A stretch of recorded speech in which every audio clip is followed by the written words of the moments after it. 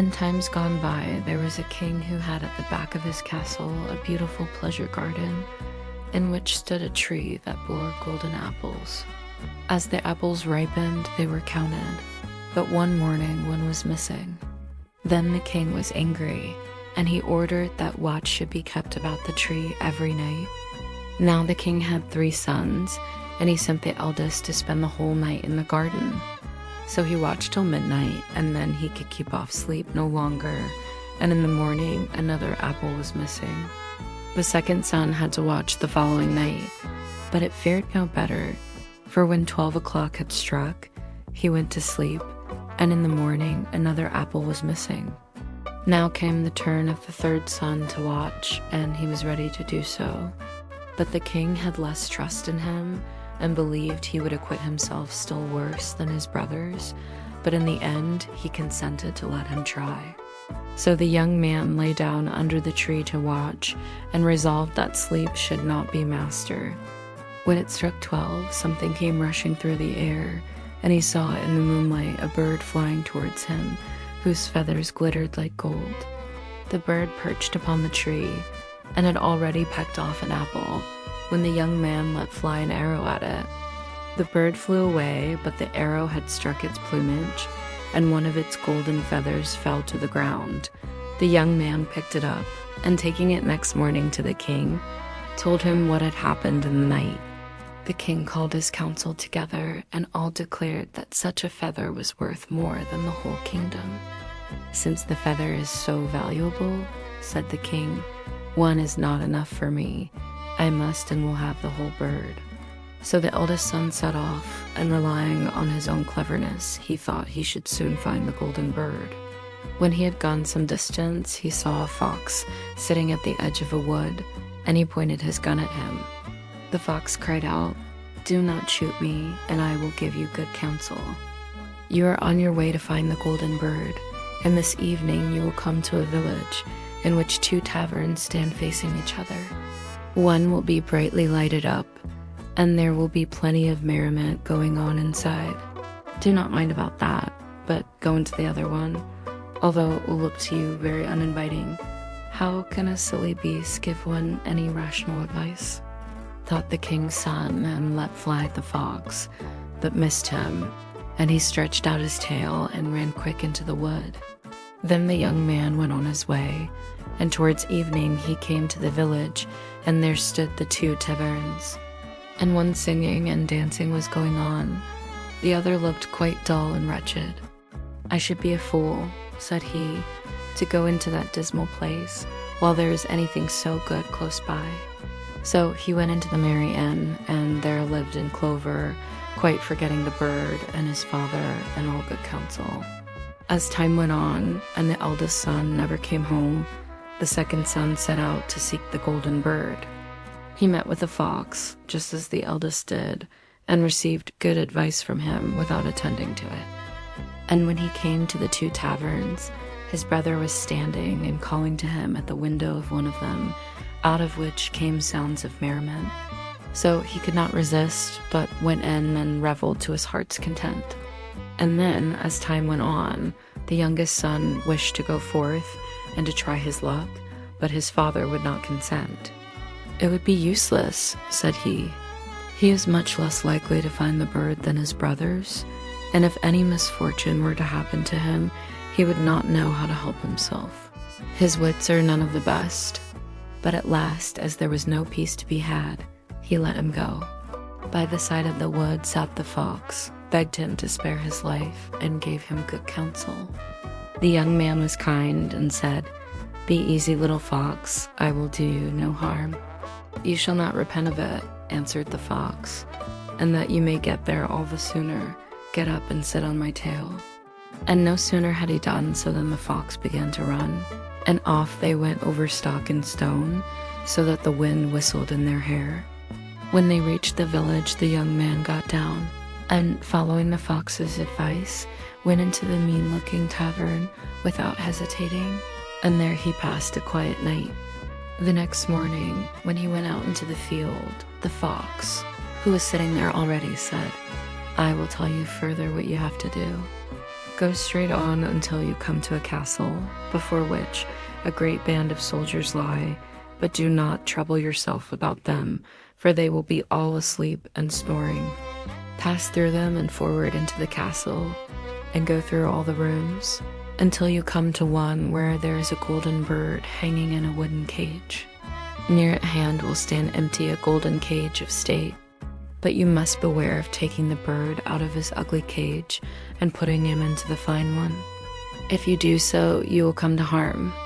After he had finished saying this, the fox stretched out his tail again, and the king's son sat him down upon it.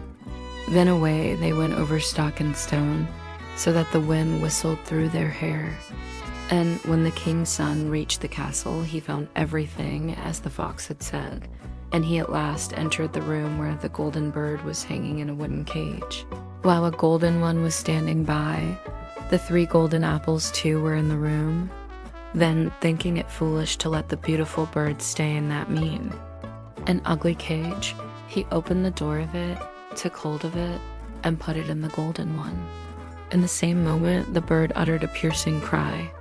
The soldiers awaked, rushed in, seized the king's son, and put him in prison. The next morning, he was brought before a judge, and, as he confessed everything, condemned to death. But the king said he would spare his life on one condition, that he should bring him the golden horse whose paces were swifter than the wind, and that then he should also receive the golden bird as a reward. So the king's son set off to find the golden horse, but he sighed and was very sad, for how should it be accomplished? And then he saw his old friend the fox sitting by the roadside. "Now you see," said the fox, "all this has happened because you would not listen to me. But be of good courage, I will bring you through, and will tell you how you are to get the golden horse. You must go straight on until you come to a castle, where the horse stands in his stable. Before the stable door, the grooms will be lying, but they will all be asleep and snoring, and you can go and quietly lead out the horse. But one thing you must mind, take care to put upon him the plain saddle of wood and leather, and not the golden one, which will hang close by. Otherwise it will go badly with you." Then the fox stretched out his tail, and the king's son seated himself upon it. And away they went over stock and stone, until the wind whistled through their hair. And everything happened just as the fox had said, and he came to the stall where the golden horse was. And as he was about to put on him the plain saddle, he thought to himself, "Such a beautiful animal would be disgraced were I not to put on him the good saddle, which becomes him so well." However, no sooner did the horse feel the golden saddle touch him than he began to neigh. And the Grimms all awoke, seized the king's son, and threw him into prison. The next morning he was delivered up to justice and condemned to death, but the king promised him his life, and also to bestow upon him the golden horse, if he could convey thither the beautiful princess of the golden castle. With a heavy heart the king's son set out, but by great good luck he soon met with the faithful fox. "I ought now to leave you to your own ill luck," said the fox, "but I'm sorry for you, and will once more help you in your need. Your way lies straight up to the golden castle. You will arrive there in the evening, and at night, when all is quiet, the beautiful princess goes to the bath. And as she is entering the bathing house, go up to her and give her a kiss, then she will follow you, and you can lead her away. But do not suffer her first to go and take leave of her parents, or it will go ill with you." Then the fox stretched out his tail. The king's son seated himself upon it, and away they went over stock and stone, so that the wind whistled through their hair. And when he came to the golden castle, all was as the fox had said. He waited until midnight, when all lay in deep sleep, and then as the beautiful princess went to the bathing house, he went up to her and gave her a kiss. And she willingly promised to go with him, but she begged him earnestly and with tears that he would let her first go and take leave of her parents. At first he denied her prayer, but as she wept so much the more and fell at his feet, he gave in at last. And no sooner had the princess reached her father's bedside than he, And all who were in the castle waked up, and the young man was seized and thrown into prison. The next morning the king said to him, "Thy life is forfeit, but thou shalt find grace if thou canst level that mountain that lies before my windows, and over which I am not able to see. And if this is done within 8 days, thou shalt have my daughter for a reward." So the king's son set to work, and dug and shoveled away without ceasing. But when, on the 7th day, he saw how little he had accomplished, and that all his work was as nothing, they fell into great sadness, and gave up all hope. But on the evening of the 7th day, the fox appeared, and said, "You do not deserve that I should help you, but go now and lie down to sleep, and I will do the work for you." The next morning, when he awoke and looked out of the window, the mountain had disappeared. The young man hastened full of joy to the king, and told him that his behest was fulfilled, and whether the king liked it or not, he had to keep to his word and let his daughter go. So they both went away together, and it was not long before the faithful fox came up to them. "Well, you have got the best first," said he, "but you must know the golden horse belongs to the princess of the golden castle." "But how shall I get it?" asked the young man. "I am going to tell you," answered the fox. "First, go to the king who sent you to the golden castle, and take to him the beautiful princess. There will then be very great rejoicing. He will willingly give you the golden horse, and they will lead him out to you. Then mount him without delay, and stretch out your hand to each of them to take leave, and last of all to the princess. And when you have her by the hand, swing her up on the horse behind you, and off you go. Nobody will be able to overtake you, for that horse goes swifter than the wind." And so it was all happily done, and the king's son carried off the beautiful princess on the golden horse. The fox did not stay behind, and he said to the young man, "Now I will help you to get the golden bird. When you draw near the castle where the bird is, let the lady alight, and I will take her under my care. Then you must ride the golden horse into the castle yard, and there will be great rejoicing to see it, and they will bring out to you the golden bird. As soon as you have the cage in your hand, you must start off back to us, and then you shall carry the lady away." The plan was successfully carried out, and when the young man returned with the treasure, the fox said, "Now, what will you give me for my reward?" "What would you like?" asked the young man. "When we are passing through the wood, I desire that you should slay me and cut my head and feet off." "That were a strange sign of gratitude," said the king's son, "and I could not possibly do such a thing." Then said the fox, "If you will not do it, I must leave you. But before I go, let me give you some good advice. Beware of 2 things: buy no gallows meat, and sit at no brookside." With that, the fox ran off into the wood. The young man thought to himself, "That is a wonderful animal with most singular ideas. How should anyone buy gallows meat? And I'm sure I have no particular fancy for sitting by a brookside." So he rode on with the beautiful princess, and their way led them through the village where his 2 brothers had stayed. There they heard great outcry and noise, and when he asked what it was all about, they told him that 2 people were going to be hanged.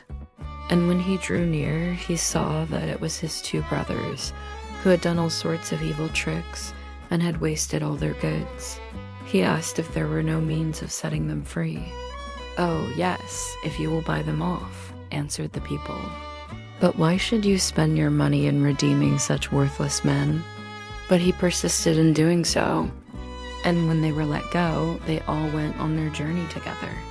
After a while, they came to the wood where the fox had met them first, and there it seemed so cool and sheltered from the sun's burning rays that the 2 brothers said, "Let us rest here for a little by the brook, and eat and drink to refresh ourselves."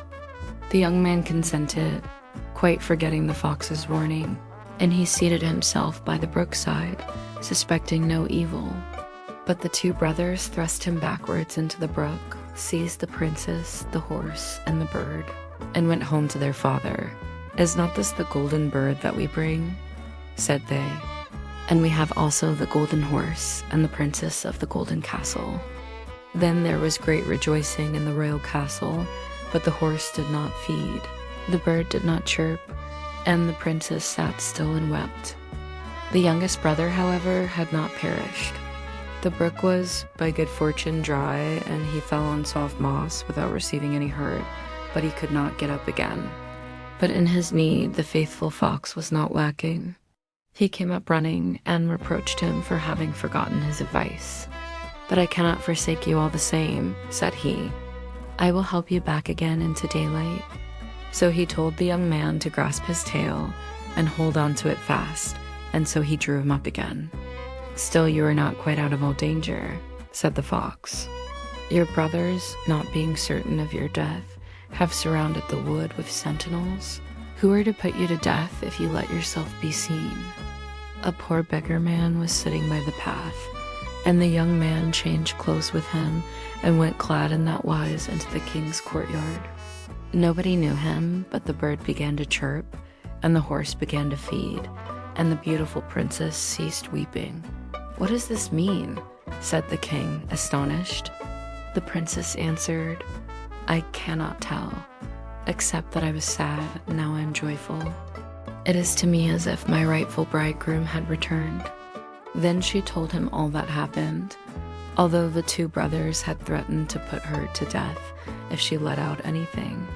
The king then ordered every person who was in the castle to be brought before him, and with the rest came the young man like a beggar in his wretched garments. But the princess knew him and greeted him well, falling on his neck and kissing him. The wicked brothers were seized and put to death, and the youngest brother was married to the princess and succeeded to the inheritance of his father. But what became of the poor fox? Long afterwards, the king's son was going through the wood, and the fox met him and said, "Now, you have everything that you can wish for, but my misfortunes never come to an end, and it lies in your power to free me from them." And once more he prayed the king's son earnestly to slay him and cut off his head and feet. So at last he consented, and no sooner was it done than the fox was changed into a man, and was no other than the brother of the beautiful princess. And thus he was set free from a spell that had bound him for a long, long time. And now indeed there lacked nothing to their happiness as long as they lived.